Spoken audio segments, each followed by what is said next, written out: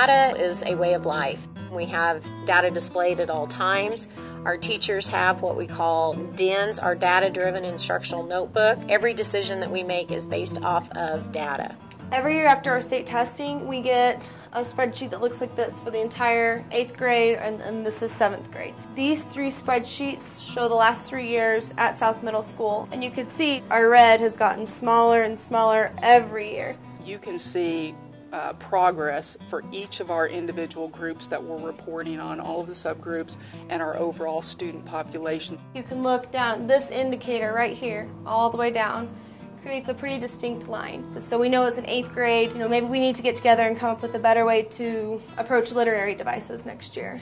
So we can go from an individual student to class, to teacher, to a grade, and then to an entire school. We needed to have data that regular people can understand, like me. I need to be able to see a pattern and not me needing to go in there and look for numbers. The kids know what their number is, and they can see that, wow, I'm doing really well, or ooh, I'm not right where I need to be, so maybe I need to push it a little bit more. It's not just based on one assessment, not just the state assessment. And to me, a key piece of that is how do we help our teachers understand what each one of those assessments are. Here at South Middle School, we have what we call quarterly success meetings. The teachers explain to me the quarterly success that they have had in their own classrooms.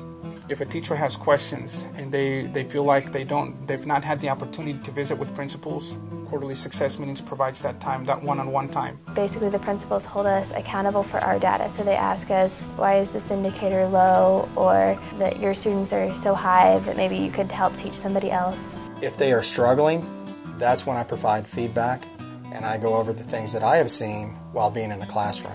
It's nice when an administrator says, I see that your students aren't doing well on this particular standard, and they're making a lot of growth in this teacher's class on that standard. So why don't you guys get together and see, what she's doing? That helps us in the whole department.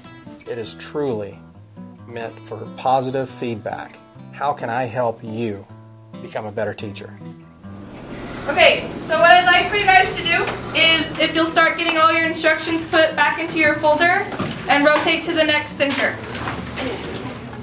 This is my first year, and one of the things I was really worried about was classroom discipline. So I was really thankful to be able to go to Capturing Kids' Hearts this year to show me how to create a safe classroom environment for all learners. I do have affirmation bags throughout my classroom, and throughout the year when I assign affirmations, students will write nice things and just drop it into the person's bag. This particular student got feedback from a student that said, I really like the way you value your family.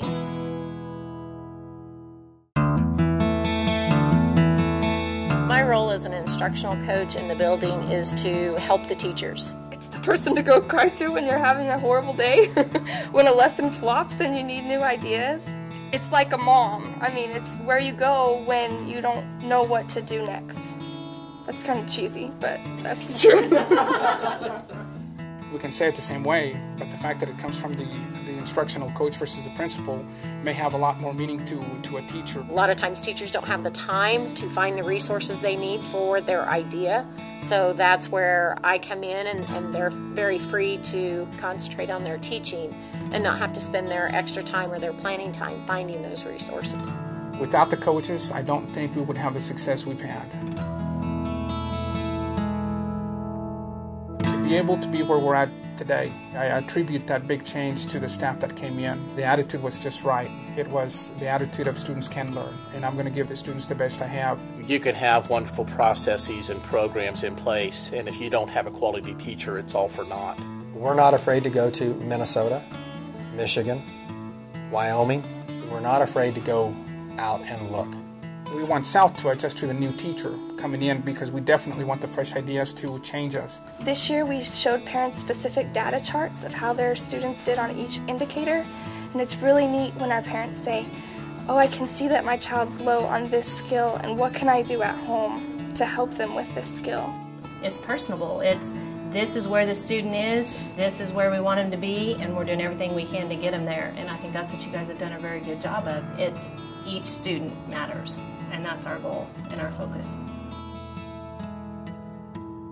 At South Middle School, we provide professional development on a weekly basis. It's not just a catch you in the hall and ask you a quick 30-second question. They have actual 72 minutes set aside once a week to have those collaboration times. You know, a math teacher might talk to a language arts teacher about how can I incorporate your subject into my subject. If you were to talk to any of our staff members, I think they would put professional development at the top of the list in terms of a benefit of being part of the liberal public schools. I know for a fact that I would not have had the success that I've had this year if I had not had all the PD that I've had. It's just constantly keeping us moving in the right direction. One of the best things I like about Literacy First is that it gives a common lesson plan, a common language that we can use throughout the building. We teach all teachers how to teach reading in their content area. We all know here's what Literacy First is, and this is the way we implement it. We actually have 2 Literacy First consultants. We have one consultant who is here for content, and then we also have another Literacy First consultant who comes in for intensive reading. Part of the important work that they do is classroom observations. And part of that classroom observation is a conference with the teacher. They help us find activities. They'll help come in and demonstrate a strategy if there's something new that we're trying to implement but we're not sure how to do it. It's something I look forward to every time they come, just having an outside eye. I've learned more in the past 2 years in Literacy First about administration than I did in my previous 3 and going through school. When we put this in place district-wide, we were told clearly from day one that that would be a real challenge. And the only way that we could make that work is to divvy up those responsibilities amongst all of us. Here at South, we are fortunate to have our grant. A lot of school districts have cut down on their budgets, but we can send an entire department where other buildings may be able to send 1 or 2 teachers. Everybody in our building is now learning Literacy First. This role was designed through the Kansas Learning Network and Kansas State Department of Education to support the work of the principal and the leadership team as they went through corrective action or restructuring. I do write a report after each meeting that goes to the principal of the school, to the state level, and they kind of keep an eye on what goes on in the school and are very thankful for the type of reports that come in. One of the great things about the KLN process has been Joyce Carter. We've greatly benefited from her and her involvement with KLN. I think it's important to lead by actions versus just leading by words. Our mission is to be in those schools, be visible, engage in conversations, be a part of the classroom visits. Each of us take a school or schools so we can have genuine conversations. We put a lot on our teachers, but we can't hold people accountable to those expectations unless we know that they've been given the training and the support to really implement those with fidelity. The 1003G grant has enabled us to do a lot. We made large gains before we found out that we received the monies. It allows us to focus on the resources that we can provide for teachers so that they can be successful.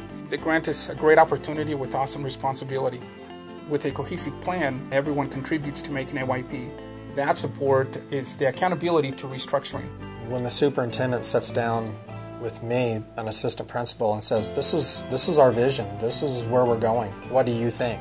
That holds me accountable. I certainly value the input of others. I like to ask for suggestions and their input, and then collectively we'll make a decision that will benefit, first and foremost, children.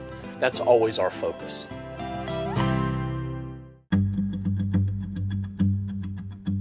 This is South Middle School's AYP comparison. When you look at the reading for all students, you'll see that from 2006 to 2009, we almost just flatlined those 4 years. But then, as you can tell, in a 2-year time frame, South Middle School has gone from 52.3% to 75.2%. The whole school culture has changed from one of defiance, we're not that bad enough to be on restructuring, to look at what we're doing, what's next. These students are in intensive reading class who all failed previous years, and now over half are in 3s, and there's even some dark 4s, which means that some of those kids made either a 2 or 3 year leap. The challenges I see for South Middle School to continue is to not be satisfied. We want to keep striving to be the best that South Middle School can be. What it really comes down to is that working together we can make a difference. I have seen such a difference with the students taking responsibility for their learning. I love to read and I love writing. I love anything that has to do with creative writing. I've had several students that have specifically told me, Miss, I've learned a lot more this year because of the way you teach. Before I took the test, she said she believed in me, and I used that as a compliment, and I did pass. I enrolled in honor classes for next year in Liberal High School, freshman year.